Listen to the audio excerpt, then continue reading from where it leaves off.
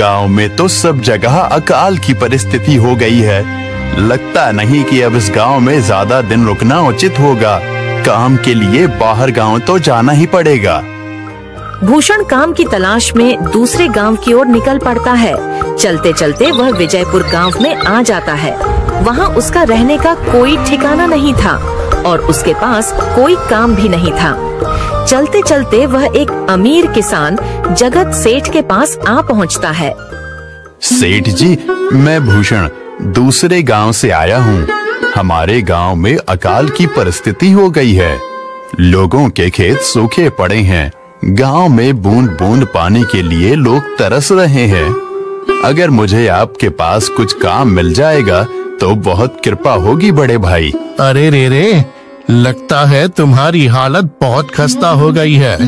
ठीक है, वैसे मेरे पास एक काम तो है, पर लगता नहीं कि तुम वो कर पाओगे। सेठ जी, आप चिंता ना करें। मुझे आप कोई भी काम दे सकते हैं। मैं वो काम पूरी मेहनत और ईमानदारी से करूँगा। अच्छा ठीक है भूषण, तो कान खोल कर सुन लो। मेरे पास 50 गायें और 50 भैंसे हैं। तुम्हें हर रोज इन जानवरों का गोबर निकालना होगा और रोज सुबह शाम उन्हें चारा पानी देना होगा। महीने के आखिर में तुम्हें इस काम के लिए 200 रुपए मिलेंगे और हाँ, 2 वक्त का खाना भी हमारी तरफ से मुफ्त दिया जाएगा। बोलो, क्या तुम ये काम कर पाओगे? अरे बाप रे, 50 गाय और भैंसों को संभालना आसान काम नहीं है, पर अब मैं कुछ कर भी तो नहीं सकता और ऊपर से सेठ जी 2 वक्त का खाना भी दे रहे हैं। ठीक है सेठ जी, मैं ये काम कर लूंगा, पर एक विनती है। हाँ बोलो भूषण, क्या बात है? सेठ जी, अगर आपको समस्या ना हो तो क्या मैं आपके गायों के साथ गौशाला में रह सकता हूँ? सेठ जी, मैं इस गांव में नया हूँ। मेरा रहने का कोई ठिकाना नहीं है। जग्गा सेठ थोड़ी देर तक सोचता है और भूषण को ऊपर से नीचे तक देखने के बाद उससे कहता है, ठीक है भूषण, तुम गौशाला में रह सकते हो। जी धन्यवाद सेठ जी। तब से भूषण गौशाला में रहकर अपना काम करने लगता है। वह रोज जल्दी उठकर गाय और भैंसों का गोबर निकालता, उन्हें चारा डालता और समय पर पानी भी पिलाता था। हर रोज भूषण अपना काम ईमानदारी और पूरी मेहनत से करता था। जगत सेठ को भी भूषण का काम बहुत पसंद आने लगा, क्योंकि वह अपना काम सफाई से करता था। एक दिन जगत सेठ भूषण को बुलाकर उससे बोलता है, भूषण, मुझे तुम्हारा काम बहुत पसंद आया है। तुम गाय और भैंसों का अच्छा ख्याल रख रहे हो, इसलिए दूध की गुणवत्ता भी बढ़ गई है और गायें पहले से ज्यादा दूध भी दे रही हैं। इसलिए मैं आज से तुम्हारी तनख्वाह बढ़ाकर पूरे 400 रुपए कर रहा हूँ। आपका बहुत बहुत धन्यवाद सेठ जी। कुछ दिन ऐसे ही बीतने लगते हैं। भूषण जगत सेठ के पास बहुत मेहनत और ईमानदारी से काम करता है। धीरे धीरे भूषण के पास अच्छा खासा रुपया जमा हो जाता है, जिससे वह अपने लिए छोटा सा रहने लायक एक कुटिया बनवा लेता है। उस गौशाला में सोकर तो नाक से गोबर की गंध अभी भी नहीं जा रही। अब आखिरकार मुझे अपने घर में चैन से सोने को तो मिलेगा। तब से भूषण जगत सेठ के पास गौशाला में काम करने आता और 2 वक्त का खाना खाकर अपने घर सोने के लिए चला जाता था। कई साल ऐसे ही बीत जाते हैं। भूषण की मेहनत के कारण उसके पास अच्छा खासा रुपया जमा हो जाता है। एक दिन भूषण जगत सेठ से बोलता है, सेठ जी, आजकल गांव में चोरी की समस्या बहुत बढ़ गई है और मेरे पास कुछ रुपए भी जमा हैं जो मैंने अपने घर में रखे हुए हैं, पर मुझे उन पैसों की चोरी की चिंता हो रही है। आपको तो पता है कि मैं दिन भर आपके पास ही काम करता हूँ और सिर्फ रात में ही घर सोने जाता हूँ, इसलिए मुझे रोज उन पैसों की चोरी की चिंता सताती है। हाँ भूषण, तुम बात तो बिल्कुल सही कह रहे हो। आए दिन गांव में नए नए चोरी के किस्से सामने आ रहे हैं और दिन भर तो तुम्हारा घर खाली ही रहता है, तो चोरी होने की संभावना तो जरूर है। जगत सेठ थोड़ी देर सोचता है और फिर भूषण से कहता है, देखो भूषण, ऐसे समय में तो गांव में एक ही जगह है जहां पर तुम्हारा धन सुरक्षित रह सकता है, और वो है जमींदार का घर। क्या जमींदार का घर? हाँ भूषण, इस गांव के जमींदार बहुत ईमानदार और दयालु हैं। ऐसा मैंने कुछ लोगों से सुना है और उनके घर पर बहुत सारे पहरेदार भी हैं, तो चोरी होने की संभावना बहुत कम है। तुम अपने पैसे उनके पास रख सकते हो। अच्छा, ऐसा है क्या सेठ जी? ठीक है, फिर आज ही मैं जमींदार जी से मिलकर बात करता हूँ और उन्हें अपनी समस्या बताता हूँ। उस दिन भूषण जमींदार जी के घर उनसे बात करने जाता है। हे टुंडको, कहाँ अंदर आए जा रहे हो? वहीं रुक जाओ। जी, मुझे जमींदार जी से मिलना है। मुझे उनसे कुछ काम है। क्या काम है तुमको उनसे?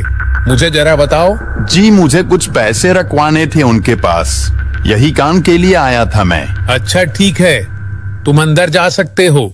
नमस्ते जमींदार जी, मैं भूषण जगत सेठ के यहाँ काम करता हूँ। कुछ साल पहले ही मैं दूसरे गांव से यहाँ आया हूँ।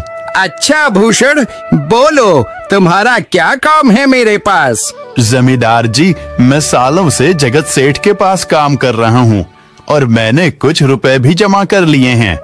पर बात यह है कि गांव में चोरी की समस्या बहुत बढ़ गई है, तो मुझे अपने रुपए घर में रखने से डर लग रहा है। अच्छा, कितने रुपए जमा किए हैं तुमने? जमींदार जी, यही कोई 5 से 6 हजार रुपए होंगे मेरे पास। वाह, ये तो बड़ी रकम है। मैंने आपकी ईमानदारी के बारे में लोगों से बहुत सुना है, इसलिए मैं अपनी रकम आपके पास कुछ वक्त के लिए रखने आया हूँ। हाँ भूषण, तुमने बिल्कुल सही सुना है। तुम्हारी रकम मेरे पास पूरी तरह से सुरक्षित रहेगी। तुम अब चिंता ही छोड़ दो, मैं सब देख लूंगा। भूषण अपने पैसों की थैली जमींदार को दे देता है। ये पूरे 5,800 रुपए हैं, आप गिनकर देख लीजिए। गिनने की क्या जरूरत है? तुम तो जगत सेठ के आदमी हो, मुझे तुम पर पूरा विश्वास है। जमींदार जी, आपका बहुत बहुत धन्यवाद। अब मुझे चोरों का कोई डर नहीं है, क्योंकि मेरे पैसे सुरक्षित हाथों में हैं।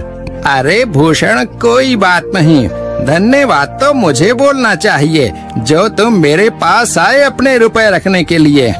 भूषण अपने पैसे जमींदार को देकर अपने घर चला जाता है। हाँ भूषण, तुम्हारे पैसे मेरे हाथों में ही अच्छे लगते हैं। ऐसे ही भूषण ईमानदारी और मेहनत से जगत सेठ के यहाँ काम कर रहा था। देखते ही देखते 2 साल ऐसे ही बीत जाते हैं।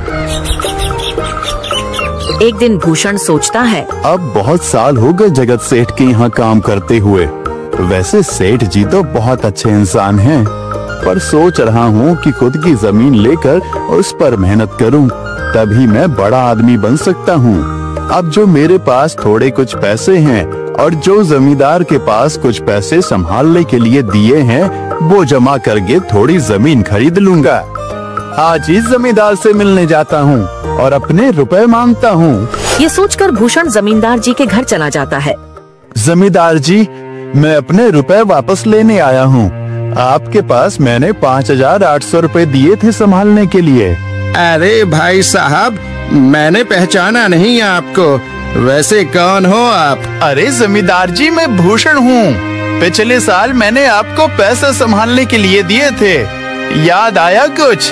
अरे भाई साहब, मेरे पास कितने सारे लोग आते जाते हैं पैसे रखने के लिए, और सभी के साथ मेरा अच्छा व्यवहार होता है। वैसे आपके पास कोई कागजात हैं क्या? क्योंकि मैं हर व्यक्ति से कागज पर ही व्यवहार करता हूँ। किसने कितने पैसे दिए, किसके कितने पैसे रखे हैं, सबका व्यवहार रहता है मेरे पास। जमींदार जी, ये आप क्या बात कर रहे हैं? आपकी ईमानदारी देखकर ही मैंने आपको पैसे दिए थे संभालने के लिए, और आप अब ऐसी बातें कर रहे हैं। कृपया करके मेरे पैसे मुझे वापस कीजिए। हाँ भूषण, मैं ईमानदारी से ही काम करता हूँ, इसलिए तो तुमसे मैं डॉक्यूमेंट्स मांग रहा हूँ। क्या तुम्हें पता नहीं, जब तुम किसी से पैसों का व्यवहार करते हो तो तुम्हें स्टाम्प पेपर पर लिख कर देना पड़ता है। तुम किसी से भी पूछ सकते हो। नहीं जमींदार जी, मैं आपके पैर पड़ता हूँ, कृपया करके मेरे रुपए मुझे दे दीजिए। बड़ी मेहनत से मैंने वो पैसे जमा किए थे, मुझ पर ऐसा अन्याय ना करें। अरे क्या ये झूठ मूठ का रोना धोना लगाया है? लगता है तुम ढोंगी हो और मेरी ईमानदारी और भोलेपन का फायदा उठाकर मुझसे ये रुपए लेने आए हो। रुक, तुझे अभी सबक सिखाता हूँ।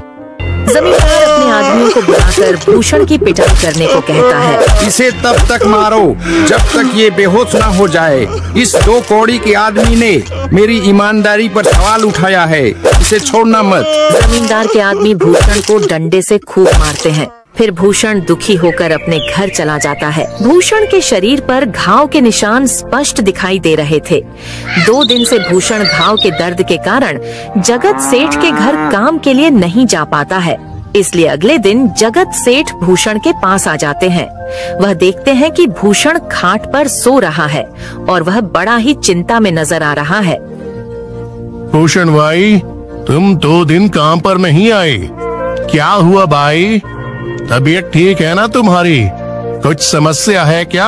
अरे सेठ जी, आप खुद यहाँ आए हो। आप खबर भिजवाते तो मैं खुद चला आता। अरे भूषण, कोई बात नहीं, तुम्हें देखकर लगता है तुम बीमार हो। क्या हुआ है तुम्हें? जगत सेठ, क्या बताऊं, जिस जमींदार के पास पिछले साल मैंने अपने पैसे संभालने को दिए थे, वो आज मुझे पैसे वापस नहीं करना चाहता। वो बहुत लालची इंसान है, वो लोगों को ठग रहा है। और जब मैंने बाद में गिड़गिड़ाना शुरू किया तो उसने डंडे से मार मार कर मेरी पिटाई करवा दी और मुझे वहाँ से धक्के मार कर निकाल दिया। अरे बाप रे, ये तो बड़ा ही गंभीर विषय है। मैंने तो जमींदार के बारे में अच्छा ही सुना था, पर मुझे भी नहीं पता था कि वो इंसान इतना गिरा हुआ है। तभी मैं सोचूं, हर साल उसकी संपत्ति इतनी ज्यादा कैसे बढ़ रही है।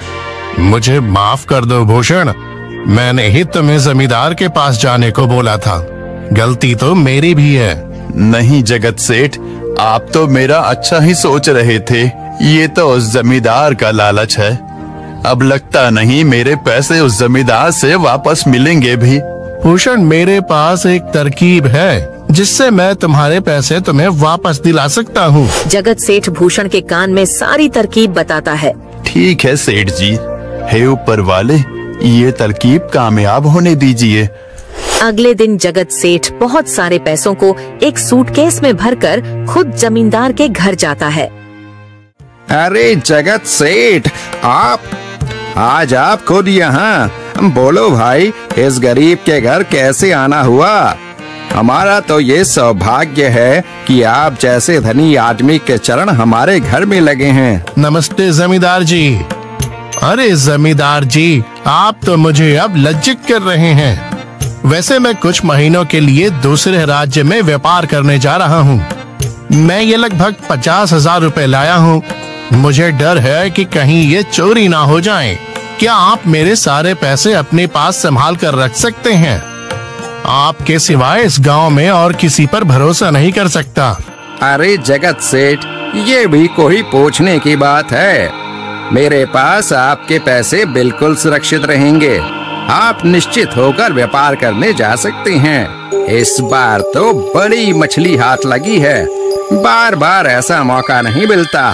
भारी माल हाथ में लगने वाला है। तभी वहाँ पर भूषण आ जाता है। अरे भूषण, तुम? अच्छा हुआ तुम आ गए। मैं तुम्हारे पास ही आने वाला था। मुझे माफ करना, उस दिन तुम्हें पहचान नहीं पाया। इतने सारे लोग मेरे पास आते हैं तो जरा परेशानी होती है, पर मैं अपनी बातों का बड़ा पक्का हूँ। हाँ रुको, मैं तुम्हारे सारे पैसे अभी देता हूँ। जमींदार भूषण के सारे पैसे उसे लौटा देता है। माफ करना भूषण, मेरे आदमियों ने तुम्हारे साथ उस दिन बदतमीजी की। मैं आज ही उनको काम से निकालता हूँ। भूषण बिना कुछ बोले वहाँ से चला जाता है। अरे क्या बात है जमींदार जी, आप तो अपने बातों के बहुत पक्के हैं। तो ठीक है, मैं अपने सारे पैसे आपके पास रख सकता हूँ। जगत सेठ इतना बोल ही रहा था कि तभी वहाँ जगत सेठ का नौकर आ जाता है। मालिक, अब आपको बाहर के राज्य में जाने की कोई जरूरत नहीं है। अभी अभी व्यापारियों का संदेश आया है और उसने कहा कि वो खुद हमारे गांव आ रहे हैं। अरे ये तो बहुत बढ़िया बात हुई। अब मुझे इतनी दूर नहीं जाना पड़ेगा। सुन रहे हो जमींदार जी, व्यापारी यहाँ आ रहे हैं। अब मुझे नहीं लगता कि ये पैसे आपके पास रखने का कोई मतलब होगा। चलो, आपका बहुत बहुत धन्यवाद, आपने इतनी ईमानदारी दिखाई मुझे। हाँ, पर अगली बार जरूर आपके पास ही आऊंगा। ऐसा बोलकर जगत सेठ और उसका नौकर वहाँ से अपने पैसे लेकर चले जाते हैं। धत तेरी की, ये क्या हो गया?